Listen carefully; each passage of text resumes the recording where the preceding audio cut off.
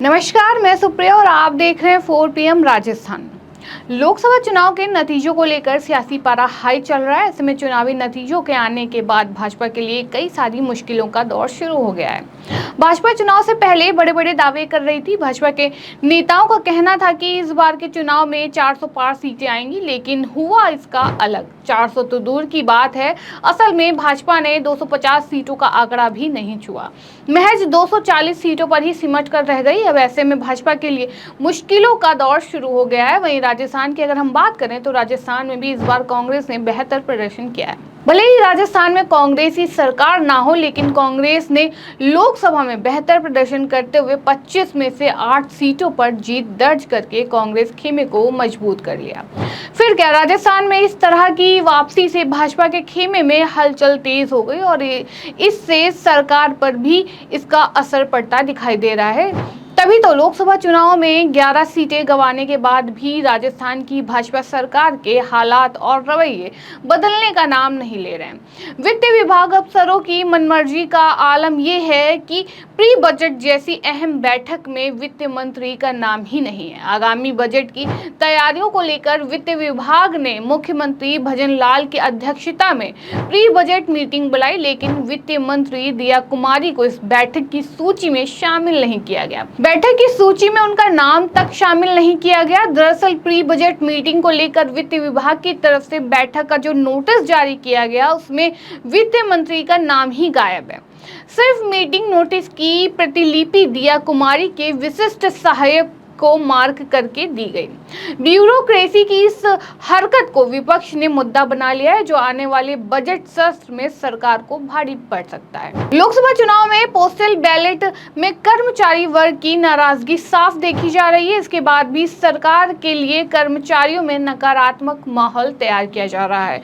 वित्त विभाग के अफसरों की मनमर्जी का आलम यह है कि न सिर्फ वित्त मंत्री बल्कि बजट तैयार करने वाले वित्त विभाग का अकाउंट कैडर ही गायब कर दिया गया है। वहीं इस बार के चुनाव की अगर हम बात करें तो इस बार का चुनाव राजस्थान में भाजपा के लिए आसान नहीं रहा। सरकार होते हुए भी भाजपा को कम सीटें मिली, जिससे भाजपा की मुश्किलें बढ़ती जा रही हैं, सरकार पर उंगलियां उठ रही हैं। वहीं कांग्रेस के उम्मीदवारों की अगर हम बात करें तो कांग्रेस उम्मीदवारों में से सबसे ज्यादा इस बार संजना जाटव की चर्चा हो रही है, जिन्होंने भाजपा के दिग्गज नेता को लगभग 50,000 से भी ज्यादा वोटों से हराया है। भरतपुर लोकसभा सीट पर बीजेपी की हार की सबसे बड़ी वजह यह है कि भरतपुर लोकसभा सीट जाट बाहुल्य सीट है और भरतपुर धौलपुर के जाट समाज को केंद्र में ओबीसी आरक्षण का लाभ नहीं मिलता है। राजस्थान के अन्य जिलों के जाट समाज को केंद्र में ओबीसी के आरक्षण का लाभ मिलता है। राजनीति में सक्रिय होने की अगर हम बात करें तो धौलपुर के जाट समाज द्वारा केंद्र में ओबीसी के आरक्षण की मांग कर उन्होंने आंदोलन किया था। केंद्र सरकार द्वारा जाट समाज की यह मांग नहीं मानी गई, इसलिए आरक्षण की मांग को लेकर जाट समाज ने बीजेपी को हराने के लिए गंगा जल अभियान शुरू कर दिया था। यही वजह है कि भरतपुर जिले का जाट समाज बीजेपी के खिलाफ हो गया है और कांग्रेस प्रत्याशी संजना जाटव की जीत हो गई। दूसरा बड़ा कारण जो सामने आया है वो ये है कि जाति समीकरण संजना के पक्ष में थे। अनुसूचित जाति के जो वोट पहले बहुजन समाज पार्टी में जाता था, इस बार लामबंद होकर कांग्रेस के पक्ष में गया है, क्योंकि भरतपुर लोकसभा सीट अनुसूचित जाति के लिए आरक्षित है। इसलिए संजना जाटव की जीत हुई और भारतीय जनता पार्टी के प्रत्याशियों को हार का सामना करना पड़ा। भरतपुर लोकसभा क्षेत्र में मुस्लिम मतदाता भी लगभग 2.5 लाख के लगभग मुस्लिम मतदाता हैं। मुस्लिम समुदाय के लोग कांग्रेस के कोर वोटर माने जाते हैं। मुस्लिम समुदाय की सभी वोट कांग्रेस प्रत्याशी संजना जाटव के पक्ष में गए। मेवात क्षेत्र में पुलिस की आए दिन हो रही कार्रवाई की वजह से भी मुस्लिम समुदाय बीजेपी से नाराज माना जा रहा है। भरतपुर लोकसभा सीट पर यही कारण है कि कांग्रेस प्रत्याशी संजना जाटव ने बीजेपी प्रत्याशी रामस्वरूप कोहली को 51,983 मतों से हराकर दिल्ली लोकसभा का टिकट कटाया है। मुख्यमंत्री के गृह जिले में यह कहा जा सकता है कि जाट, जाटव, मुस्लिम, मीणा जातियां एक होकर बीजेपी के खिलाफ हो गई और सभी जाति बातियां कांग्रेस के पक्ष में हो गई। यही वजह है कि संजना जाटव चुनाव जीत गई।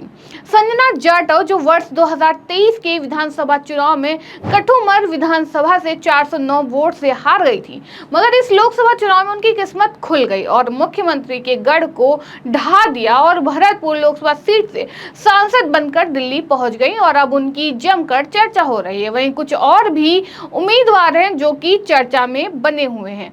ऐसे में कांग्रेस अपनी जीत से उत्साहित है और पार्टी नेताओं का दावा है कि जल्द ही राजस्थान में सीएम की कुर्सी के लिए नई पर्ची खुलेगी। बीजेपी के नेताओं को आला कमान ने दिल्ली तलब किया है और हार के कारणों पर चीर-फाड़ जल्द शुरू होने की संभावना है। दरअसल महज 5 महीने पहले ही पूर्ण बहुमत के साथ राजस्थान की सत्ता से कांग्रेस को बेदखल करने वाली बीजेपी लोकसभा चुनाव में एक साथ 11 सीटें गंवा बैठी। हार भी इतनी बुरी कि खुद सीएम भजनलाल शर्मा का गढ़ भरतपुर भी हाथ से निकल गया।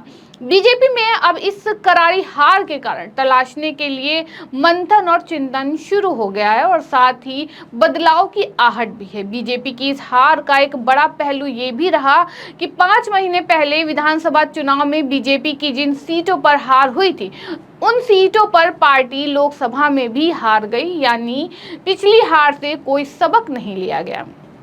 बीजेपी की हार के वैसे तो कई कारण हैं, लेकिन जातिवाद समीकरण की अनदेखी और कई जगह गलत उम्मीदवारों का चयन हार की एक बड़ी वजह रही। चूरू से सांसद रहे राहुल कासवा का टिकट काटना शेखावटी में बीजेपी की लुटिया डुबोने का एक बड़ा कारण बना रहा।